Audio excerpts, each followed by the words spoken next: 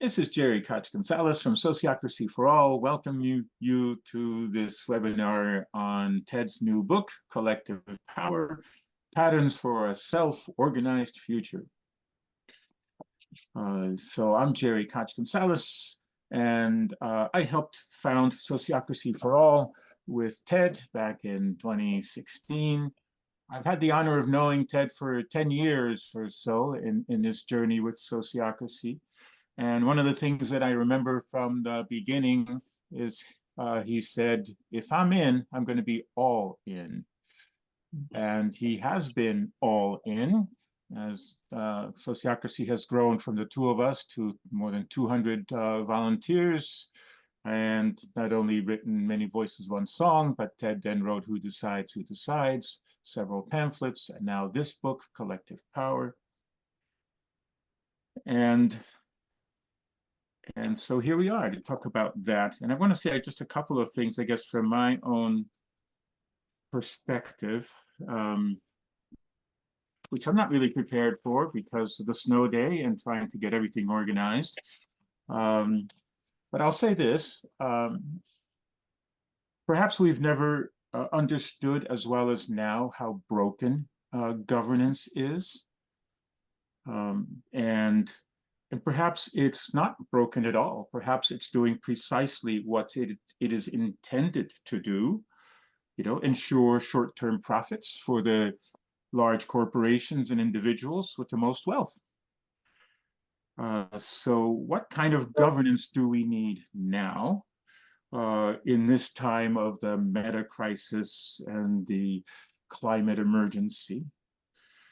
And the question is, how do we devolve power and control to local communities?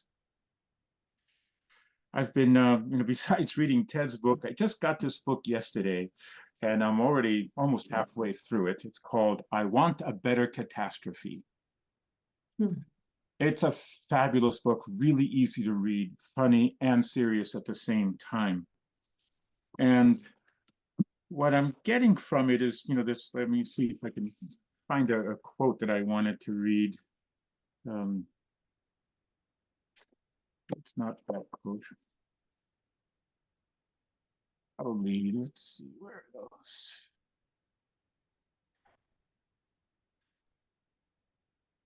I actually don't have that quote. I was looking for the quote, but I never did find it. So I'll just keep going. Oh, there it is. I want the catastrophe of becoming ungovernable because of our own self-governance.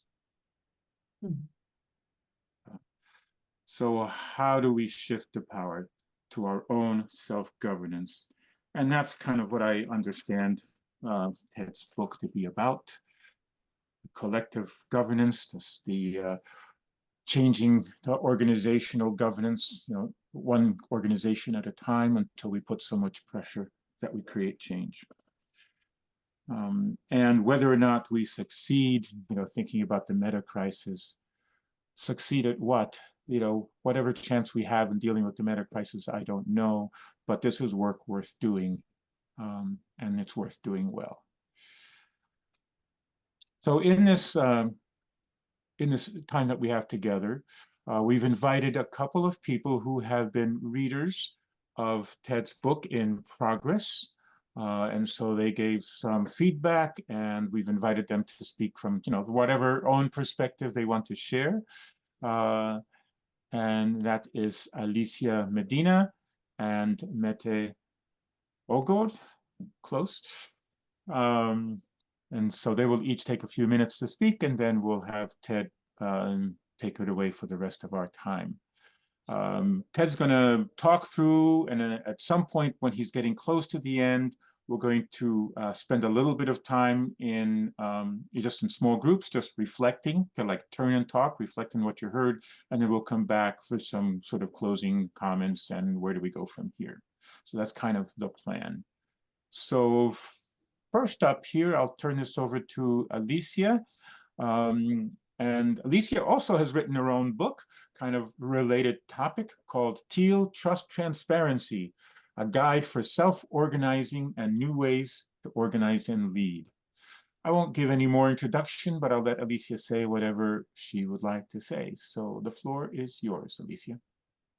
Thank you very much, Jari. I would like first to thank you, Ted, for the opportunity that I have to read the draft of this collective power. It was really a joy to read the book, the draft, for many reasons. The first one, it was really, this is a special book about governance. And it is special because it brings several aspects and perspectives together. He talks about being an individual, about the collective, being a collective, an organization, a social, and it takes also the aspect of the planet itself. And even though there are many other books of governments, none of them bring all these different perspectives together. The second reason is because Ted really wants to challenge some of the topics and some of the beliefs that more traditional, so I'd say, or even more famous, I could also say, books about self-management talk about, and he dares to challenge that. I welcome the view that he have that one cannot build an organization based only on trust and relationships.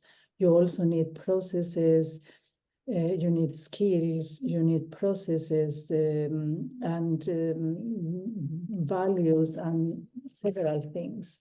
I really like that. This is really challenging, and I like also that you even there to challenge one of the most famous books. And the third one, it was also that this kind of making our brain think differently and challenge the way we see about and we think about implementations. And I love these reflections that you do about, is it possible for power to happen via power over? And it really made me, I was thinking about that for several days. I'm thinking about the experience that I have about that. That was amazing. And the fourth reason is that it is really written in a very educational and inspired way, where you bring many examples, anecdotes, and you include many things from your own life, the life with your life at home and your children's and this thing. And this is really, it brings really an extra value in it. And the fifth reason, and that will be the last that we'll say, it is that also really the connection, the close connection to my work, my own work, about the distribution-empowered framework that emerges from the research that me and Rolf Medina did for several years, and that is presented in the book that Jerry was mentioning, this Steel, Trust and Transparency, in which Ted was also one of the guest writers and wrote about just organizing. So what I can to say it is that thank you for one really amazing book. One more, I have both these many voices, one song, and who decides, and this is also something that is going to help so many organizations, and not only organizations. I think it will help different collective of people and society around them to really take the steps that we need to take.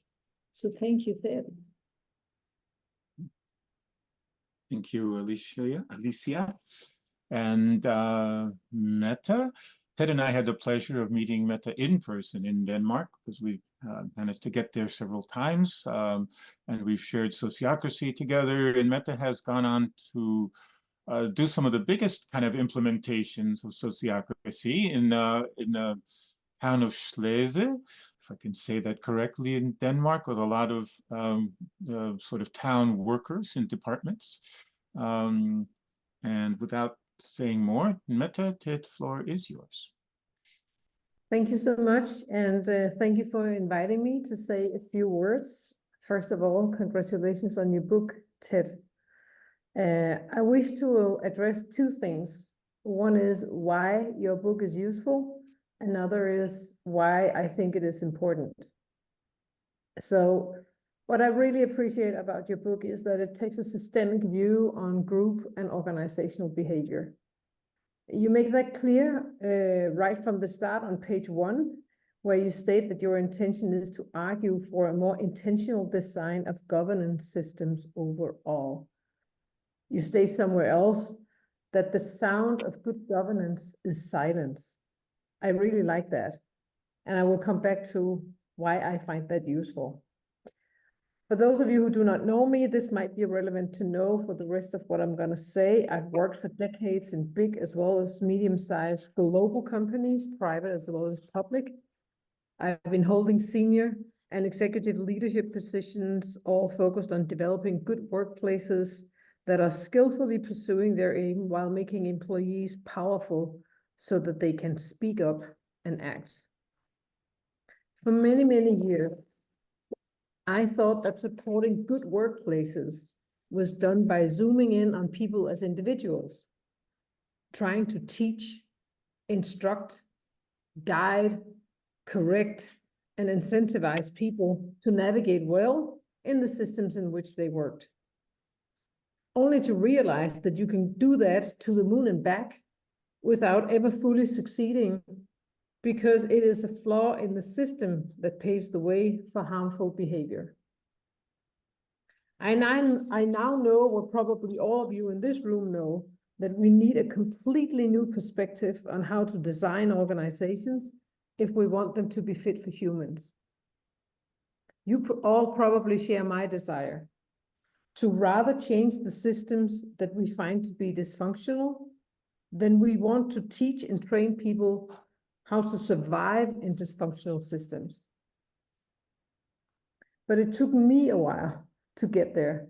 And more often than not, I meet people who still think that it's an individual task to make groups and organizations and communities work.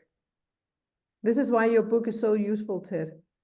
It zooms in on the subject of power with the aim of helping us to acknowledge that power will always be in the room and that we should design our processes and governance systems in the acknowledgement and respect of exactly that.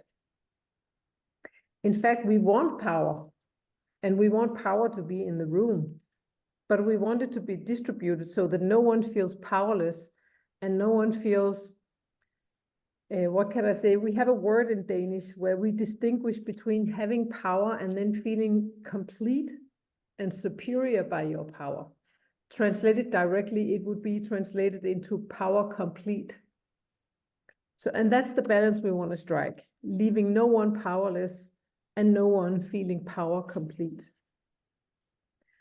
A scientific study conducted by, among others, Jay Lammers in 2016 took upon itself to research why people desire power. Is it driven by a need for autonomy or a desire to have power over others? In short, their study concluded on the former. We desire power to protect our own ability to make independent choices in and maintain control over our own lives. This is why there will always be power dynamics as soon as people become a group or a team. The question is then, when is enough power? And this is why collective power is useful, because it provides us with an insight that can guide us if we are aspiring to take unproductive power struggles out of teams, workplaces, communities, and societies. By accepting the fact that power will always be in the room, that everybody needs some power in order to not grow powerless and thereby become unable to act, that it is unhealthy in almost every meaning of the word, and that power is a powerful resource that we, for these and many other reasons, need to distribute, we can then turn to the governance system. That is how we design intentional structures, processes, and systems that support the need for distributed power as a prerequisite for the growth of collective power. This leads me to why your book is important. As a Dane I do not need, and I actually don't even dare to address the problems of polarization, not the least to you in America. So let me just stay in my own home turf, Denmark. In my work, I come across people increasing in numbers that are on the same journey as I assume most of us in this room are. After I published my own book, this one, on shared leadership, it's in Danish, in September, I have received encouraging reactions from many people. The crowd seems to be growing bigger. More people are joining in, singing the same or nearly the same song. But I also detect another trend, a kind of counter movement to this one. We want the boss back, they say, as if the boss has ever been gone. A book came out last week in Denmark called More Leadership, playing with being in opposition to self-leadership. These people come from academia, business, and free agents join in. They claim that we, in favor of shared and distributed leadership, are promoting informal hierarchy, leading to tougher power struggles, jungle law, and infights. It's a small movement, I know that, but to me it is a reminder that we are not merely arguing for better organizations. We are actually on a mission to promote what we believe is a better and more humane world. And regardless of our noble intentions, there are plenty of people who disagree or misread what Thiel sociocracy, shared and distributed leadership is. Therefore, we need contributions that build bridges. And that is why your book is so important, Ted. You call it a book that aims at helping groups finding the balance between autonomy and alignment that helps them move on together, not separately, not polarized, not divided into the powerful and the powerless. And the world needs that, big scale and small scale. That's why I thank you for this book, Ted. Thanks.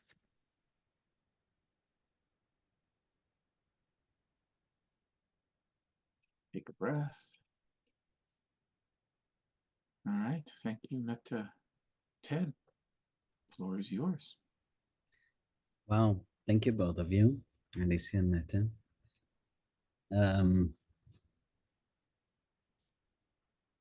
Yeah, I'm actually a little touched, and that's throwing me off a little bit because, you know, it's easy to forget, actually. One gets into the weeds of these things and it's easy to forget what we're dealing with. So I would like to give a little summary of how we got here and what I was aiming to do. And then, as Jerry was saying, there will be a little bit of a reaction round in small groups. So I hope I will stick to about 10 minutes or something like that. How do we shift from power over to power with? We've heard some of these themes already here. A little bit for those of you who don't know me so well, how did I get here? How did we get here? So I come from a completely different field, right? Which I think is a blessing, actually. I realize it's a blessing. So I what's the counterpart of a PhD in syntax and semantics and linguistics, which really taught me pattern language. So as a friend once told me, she said, wow, linguistics is still your native language, and it really is. But originally my story in my head was that I had to let that go to do what I'm doing now. And actually the opposite is the case. I'm carrying it with me. And I think a lot of the logic of linguistics and how pattern languages, like patterns work, is in collective power. And then a lot of the stories come from Sociocracy for All and all the different clients that I've talked to over the years.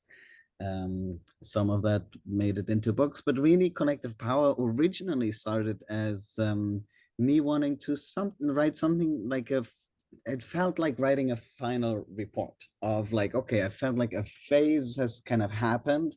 I've learned so much, I've heard so much, and being in this privileged position of getting to spend time just listening to people talk about their organizations and their experience with self-management, and wanting to basically feed that back into the movement of like, here's what I see, here's what I heard, I'm giving it back so something else can happen.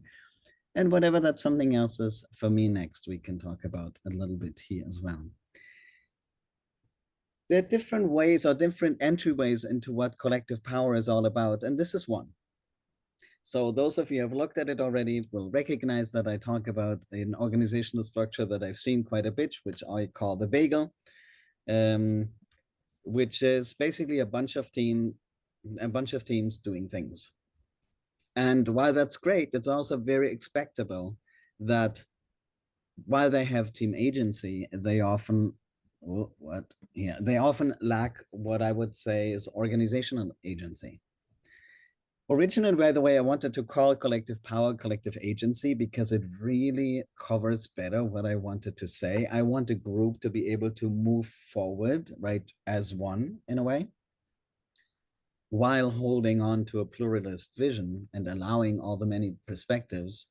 But collective agency, I was told by people I asked, would be, people don't know what agency is, and collective power just sounds somehow more whatever, powerful, I guess.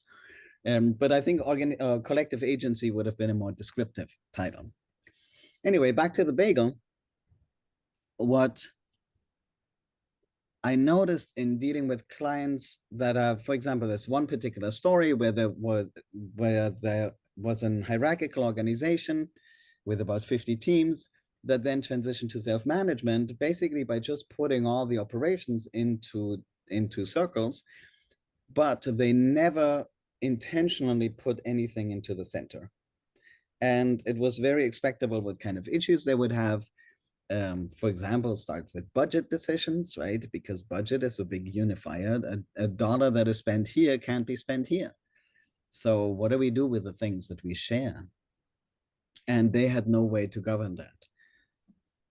Now, another way of looking at organizations that seem to lack something is an organization that I talked to in the US. It was a community, and it was really disheartening, actually. I want to go into the story a little bit because I also want to show that these are real people's stories, right?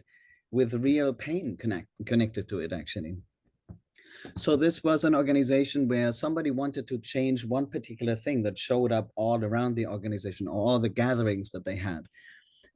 So it was not a one single issue, but it showed up in different ways. It was about what the organization would do with people who are hard of hearing, which I happen to be too. So that was particularly something that spoke to me.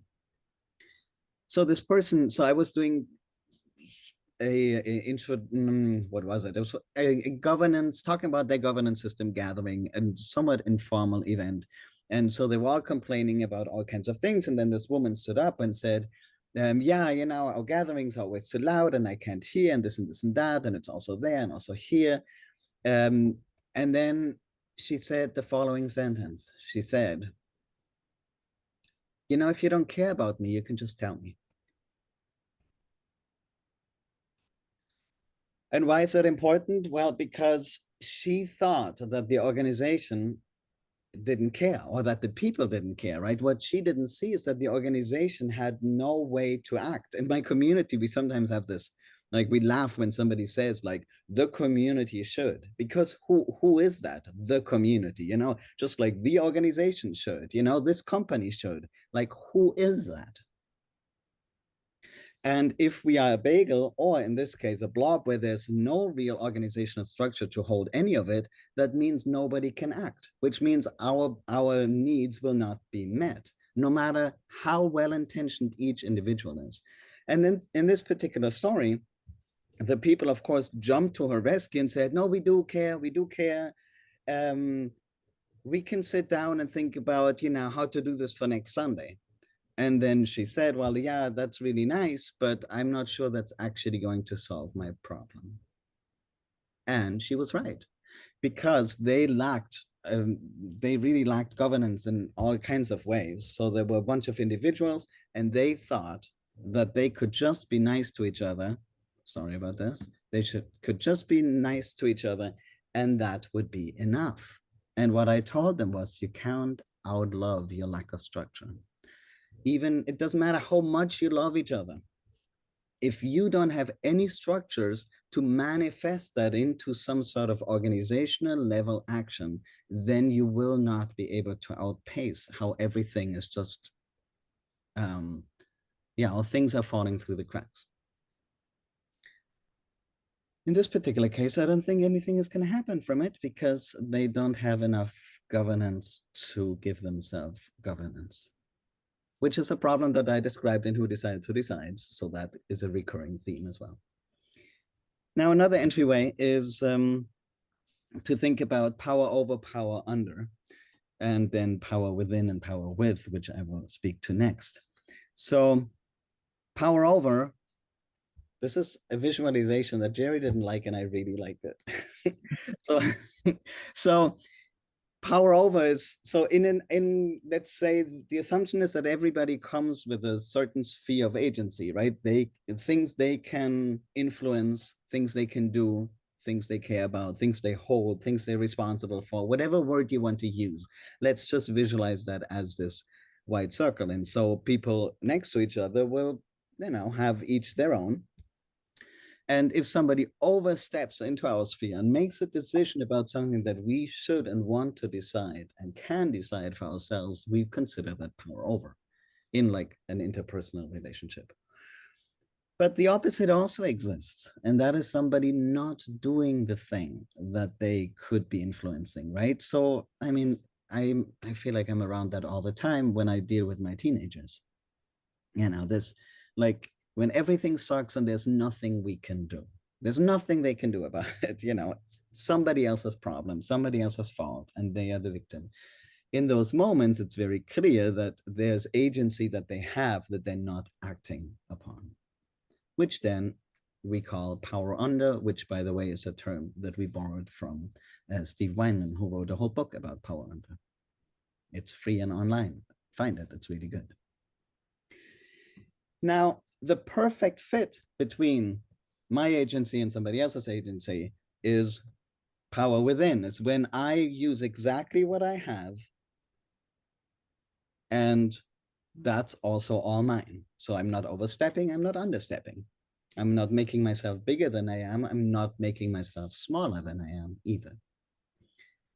Now, in this situation with the blob, with a community that had too little governance to deal with their organizational issues and meet the needs of their members, they would have probably argued that they are loving each other and everybody is doing the best they can, right? So they would probably argue that they have that power within. But what they lack is the structure of how it all goes together. So how do we turn a bunch of individuals, 60, 70 individuals, how does that make an organization? And they did not see that a number of individual relationships does not make an organization.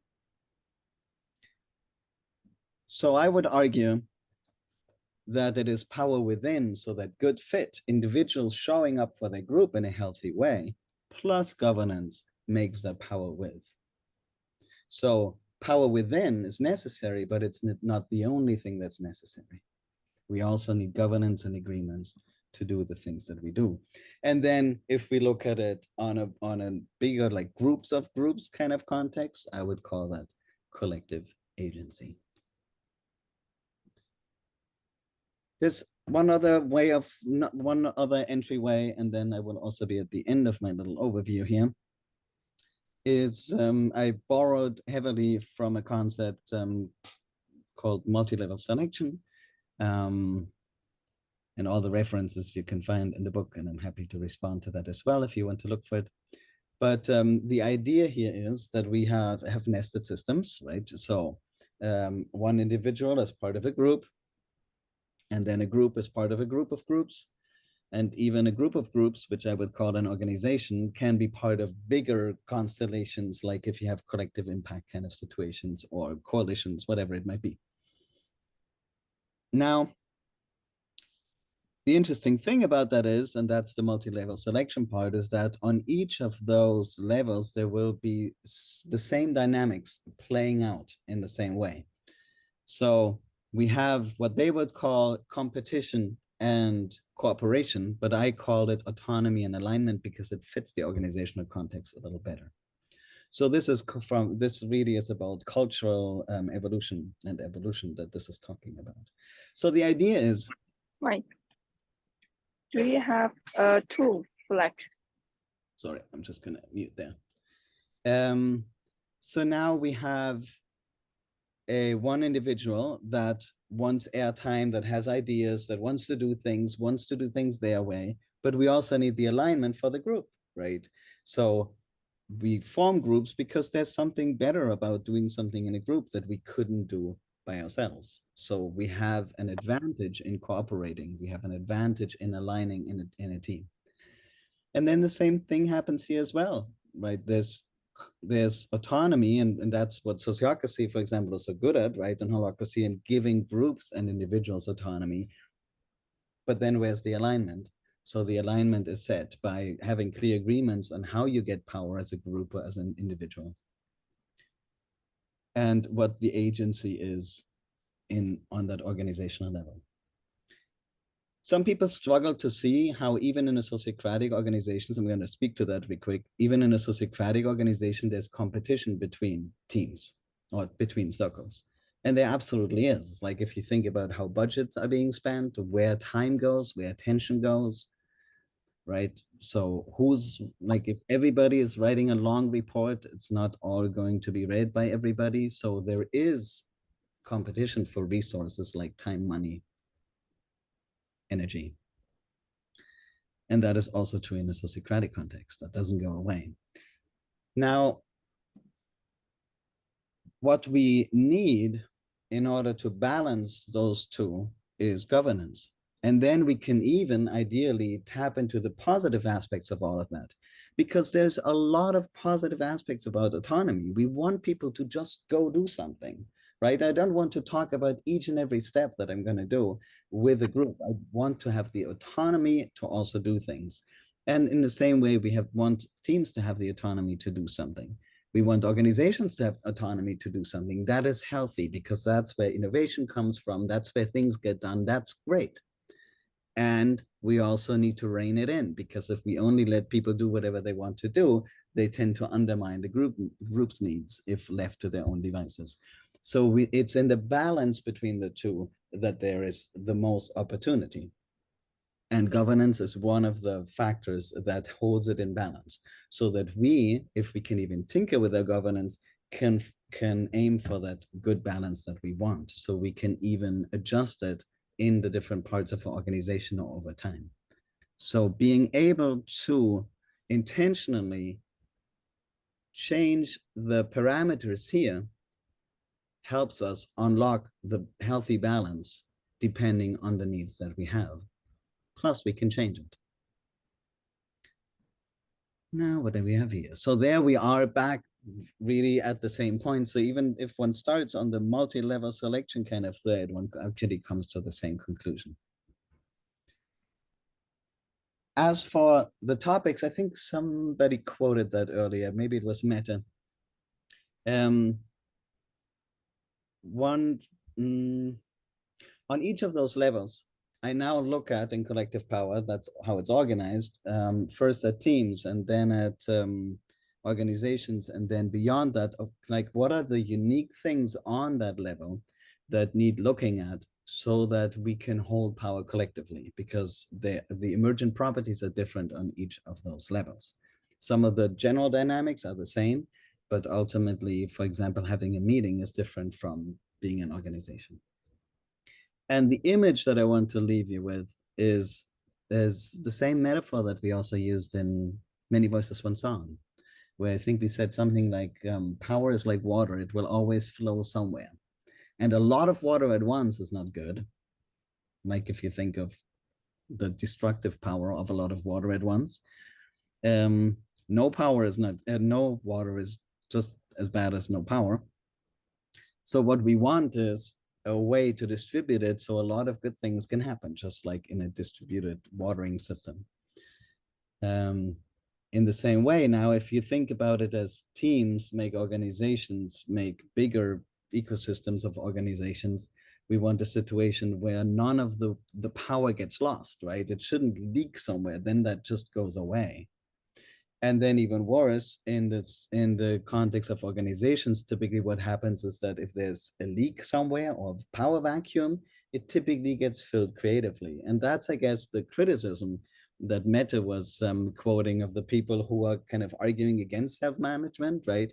I think in the cases where people are naive about self-management and just say, whoever wants to do something, just do something, I think that is naive. And I think it does invite informal power structures that then just go underground. So we need to make sure that we're holding all of these levels intentionally with the appropriate tools to the appropriate level. And this is basically what collective power does, to spell it out. So a reflective and more intentional way of holding power collectively is what I was aiming for.